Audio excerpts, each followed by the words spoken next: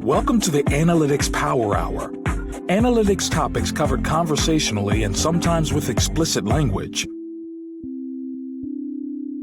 Hi, everyone. Welcome. It's the Analytics Power Hour, and this is episode 297. You know, at this point, I think we've all been handed some kind of output that is obviously AI generated. I mean, even it has its own term, AI slop. Oddly enough, most people don't appreciate being handed AI output without it being thought through by a real person, and it got us thinking. It's not that what AI produces is always bad, but there is starting to be different categories of content based on whether AI produced it or not.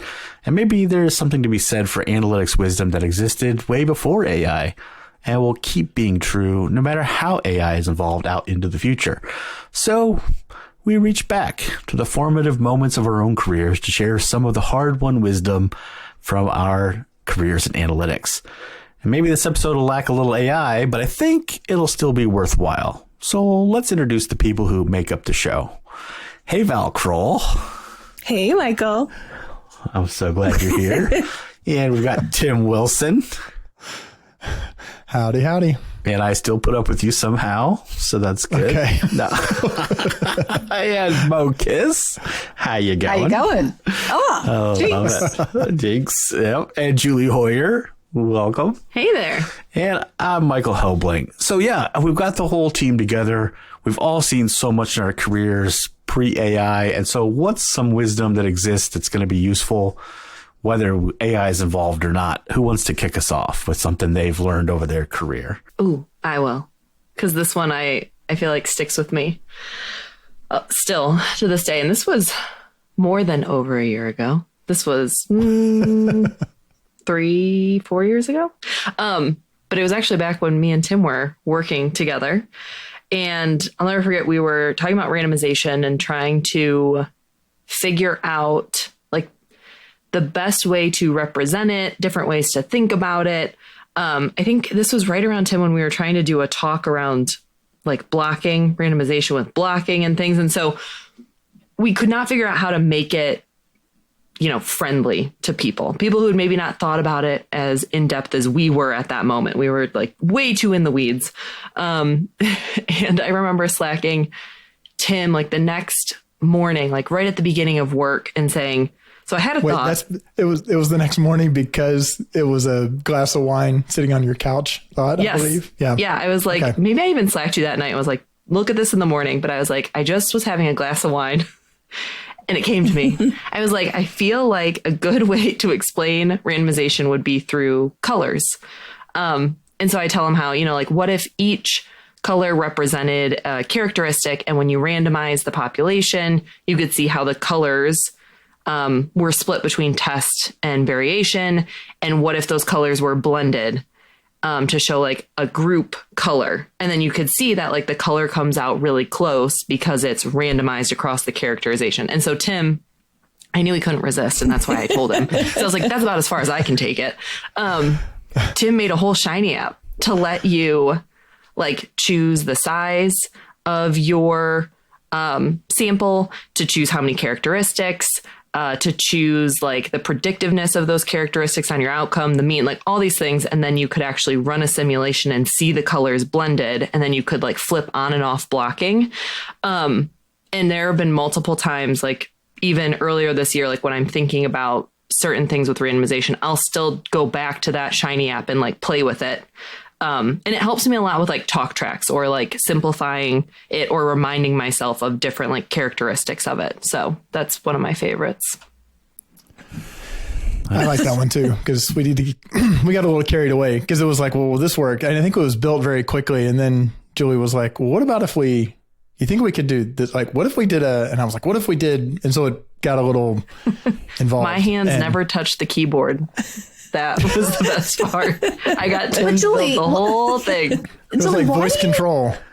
Why do you think it stuck with you so much as like the antithesis of like the AI slop world? Like what was the bit that just made it really resonate, or it keeps you coming back?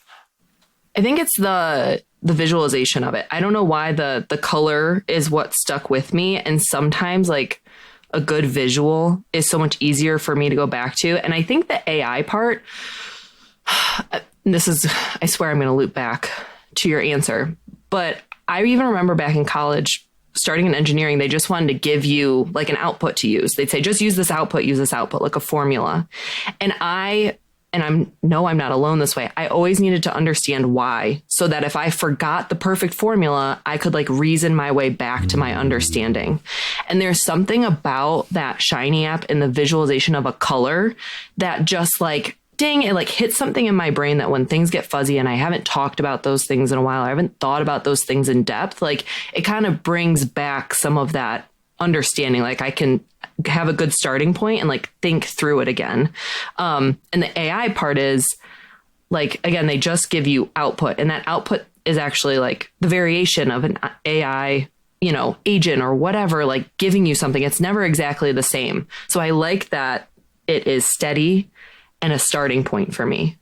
I love that. The reason I got so excited, I think it is this color piece, because I will chime in that when we talk about random assignment and kind of the power of random assignment, and we'd say, oh, so if you have, 1,000 people and you randomly split them, you're going to have a roughly the same number of men and women in each group and roughly the same number of household income. And like that idea that you're making two groups that are effectively the same, like it's abstracted when you talk about all the characteristics of what's in it. And I think when thought about it, it literally is kind of a color mixer that it just sort of generates a palette, and then you see the average color, and it may be like this lime green, and it's slightly different shades, but it's like a simple math thing. So to me, like it just goes into my head of saying, this is what's happening, why we're making two groups that are pretty damn close to the same.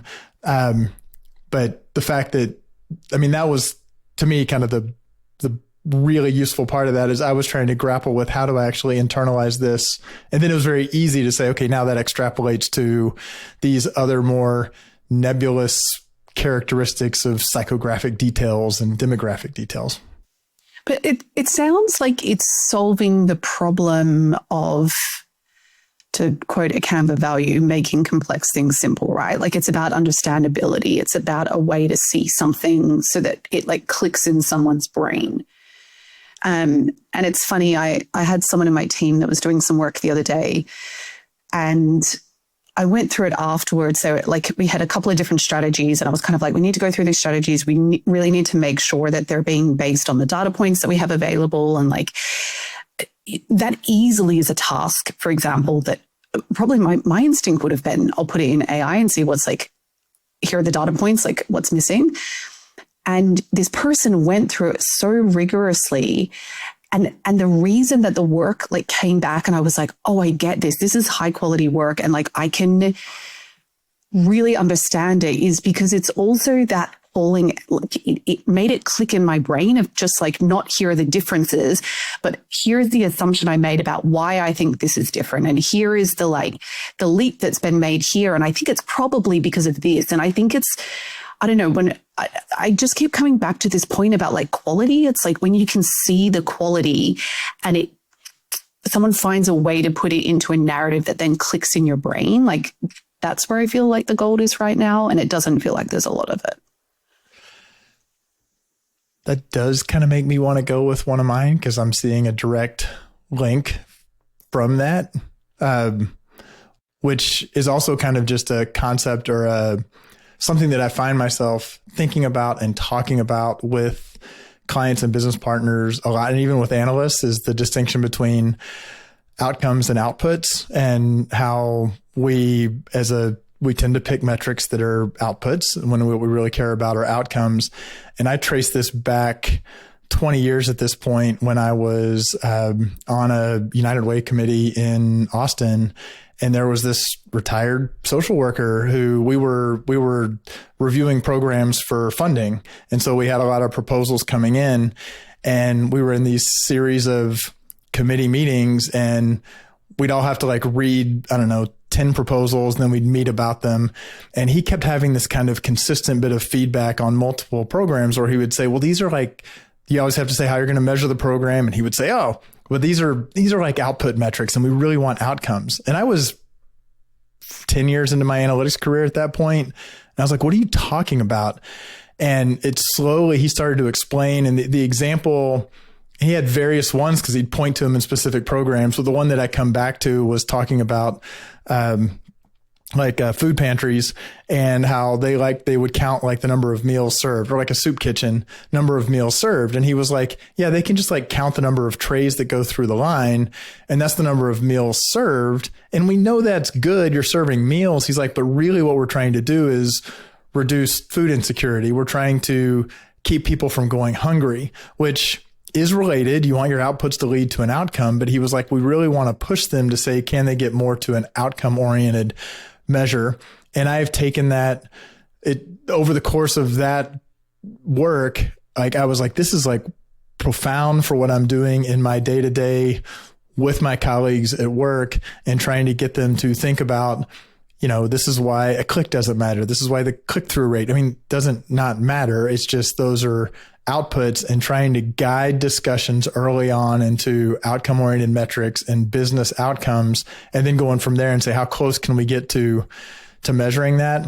And unfortunately, the guy's name was, I am 99% sure, unless I've been fooling myself for years, his name was Pat Craig. He was a retired social worker. I have every 4 or 5 years, I go try to find him because I come back to that again and again and again. But it was another one that made it very tangible, because it was like, oh, really in the real world, like people who are in need, talking about outputs versus outcomes really kind of solidified it, made it very tangible. But it then applies in kind of the more, really, we're not curing cancer here. We're talking about, marketing stuff, but the concept still applies. That's a good one. I love that one. I use it all the time. You know how many people I've said that thinking, oh, they'll know about this, and they write it down. They're like, oh, that's good. So I'm like, oh, thanks, Tim. Well, there are times where like I feel silly asking. I'm like, I'm sure some of you are familiar with this, because I've thought about it for so long. It's like, to me, it's one of those, like when the light bulb goes on, you can't stop seeing it. But I think Tim, the light bulb has just gone on for me. Okay. Just to be clear, I messaged you a Slack message because I was like, maybe I shouldn't derail the whole show. But I think I've been thinking about it as like input and output. Yeah, but here we go. But anyways. or we could. No, but I've been thinking about it as like input and output metrics. And I say, like in my mind, an output metric was an outcome.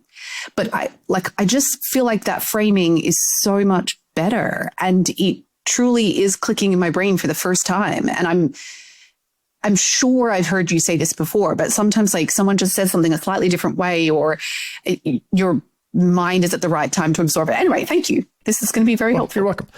And I'll also say that makes it sound like it's binary. The older I get, the more I'm like, it's not. I say like, you want to be skewed towards outcomes. You can have debates about, is a monthly active user, is that an output or an outcome? And it's context dependent, and it's not. But if you can ground it in that overall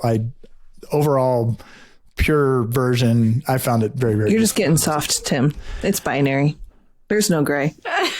That's right. Said, the roles have reversed. Valid, said Tim. no one ever seriously about, wow, Tim, you're just mellowing it out. Yeah. Waiting for that to happen. So chill. Like, that's the first time I heard that. Hey, Tim, have you tried out vibe analyzing yet? Oh, that phrase hurts me deeply. But I did download my Strava archive to just try to like analyze my workouts. And it turned out to be like 28 different CSVs with everywhere from like 2 to 103 columns each. Ooh, that sounds messy. What'd you do? Well, for giggles, I tried Prism by Ask Why. That's ask-the letter Y. I uploaded like all 28 files and just started asking questions through their chat interface in plain English. Started off by asking like, how many miles do I run each month? And it worked? I mean, it did. It initially it gave me results pretty quickly. It was like really fast. It actually wasn't perfect, but that really wasn't a Prism issue. It turned out that Strava data just refers to distance, like that's what the column is labeled, and that distance is in kilometers. So it took a few iterations, still a little bit of the human analyst to say, wait a minute, I wish I was running that far. Took a few iterations with the platform to get that figured out. But once we did it, it handled that conversion, not only on that query, but like automatically going forward with future queries. Oh, that's actually pretty cool. It's just like how we want to handle mishmashes of different sources and medium names in a consistent way whenever we're working with like digital data. Exactly. And I also got to kind of check out their Mingus query language, which it's like a more readable form of SQL with the actual SQL just like one click away. And I even like built some quick visuals and some quick reports. It's also got like a local mode for keeping all of the data on your machine. I actually haven't tried that out yet. I just did the cloud version, but it's a pretty nice feature. Nice. So yeah, it sounds like something worth checking out. You can head over to ask-y.ai, join the Prism beta waitlist, and use the promo code APH when you sign up, and that'll move you up to the top of the list. We can guarantee that you'll get access faster than Tim finishes his next 10K probably. All right, now back to the show. Okay, so I want to share one of mine. And I've worked with most of you, and if you're listening, I've worked with you as a coworker, as my client, you will know this one of mine. In the experimentation realm and world, one of the concepts that lots of programs like to think about or keep in the back of their mind is the difference between a local and global maxima.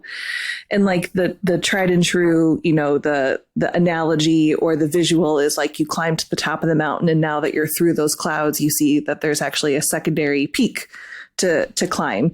And I get that works, but there's this visual that actually came from the book A/B Testing. It was the Optimizely book at the time. Dan Soroker, the CEO, and Pete Kuhlman, who led their statistical arm and function. In there's this visual that has, and I'll try my best to describe it. There's two sides that are being compared. Hold it up longer. That could wind up as a YouTube short, so this will drive people to the YouTube channel. Don't you want to click through the full episode now? So on the left-hand side, they're describing refinement, and there's kind of like this cone shape where like the squiggly is getting closer and closer to the star, but there's actually a star to the side of it. And it says that was the best solution, and it was missed because they were kind of refining to this point. Whereas exploration is kind of this point that branches out and has like lots of arms to it. And so they did find the optimal solution, and the arrow is saying like, here's where you refine from.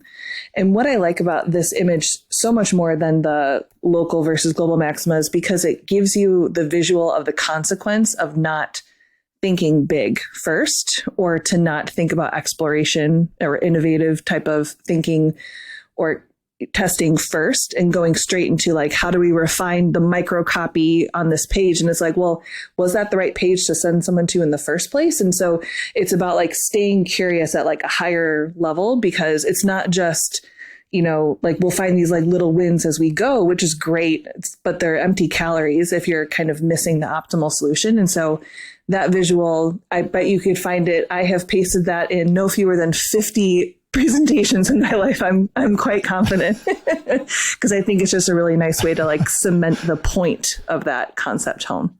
Val, it's going in one of my presentations. It's amazing. I like it. It's good. But is part of this that just the realities of corporate life is that it is much easier to get into is to be in the lane that you're in and kind of refine because to do the exploration feels riskier, and it often means you're kind of reaching more broadly with ideas. So business culture drives us to say, let's do little tweaks and refinement, and it how do organizations do organizations see this and say, you're right, we need to push ourselves to think more broadly, take bigger or broader or more exploratory swings? Yeah, I totally. I mean, how many times have you been like, we'll give a marketing context like, well, when we ran this campaign last year, we only had 2 versions of this creative. So this year we're going to have 3. And so it's like this smaller, like, you know, I'm obviously being reductive in that example, but it's like, based on what we did last year, we all remember that. Here's one new thing we're going to do different. And that's like the optimization or like the refinement versus like, instead of just going direct to patients, what if we had a strategy for healthcare providers? And so like that would be the bigger swing. But to your point, Tim, I couldn't agree more, because it's like, there's no incentive for that, because that's more work, you know, more approvals, perhaps, you know, more budget, overhead, things like that. And so I think people who are really excited about the outcomes of what that's trying to do, I'm going to go back to yours, that those are the folks who really kind of like thrive in finding those. And you'll notice that those are the people that lots of other people really like to work with inside of organizations, I will say, because they're doing more exciting things in service of, you know, shared goals for the organization. But yeah, I think it's not the natural path. I agree. No, people want what they can control, like in their lane. Like you were saying, it's hard to like look up and do that broader view and then have to collaborate. But I think then what you said, Val, tying it back to outcomes, like if people realize the shared outcomes they were more focused on driving instead of their individual lane outputs, like maybe people would be more open to doing that instead of just the refinement. Yeah, I was just going to say, I don't think the shared outcomes are always incentivized. Like sometimes they are and sometimes they aren't. But I think the one push I would have on this framework is like, and I am a huge fan, I'm definitely going to be borrowing this. I think there's an assumption that you'll always get to the star, like the point of refinement through exploration. And sometimes you don't. Sometimes you explore, you do all the extra work, and it doesn't add a significant amount of value. And I think generally those cases are pretty rare, but I think it does happen sometimes. So like, again, not binary. Without any specifics, obviously, but I think of Canva as a company, like on a product level, very exploratory. Like every time you turn around, they're like, oh yeah. And now, you know, it can make your eggs for you in the morning. So it seems like, I mean, like literally, like, I mean, it feels like I sort of get updates through conversations we're having. You're like, well, yeah, Canva can do that. I'm like, what the, okay, there's 3 other products that, what the hell? So it feels like that. Has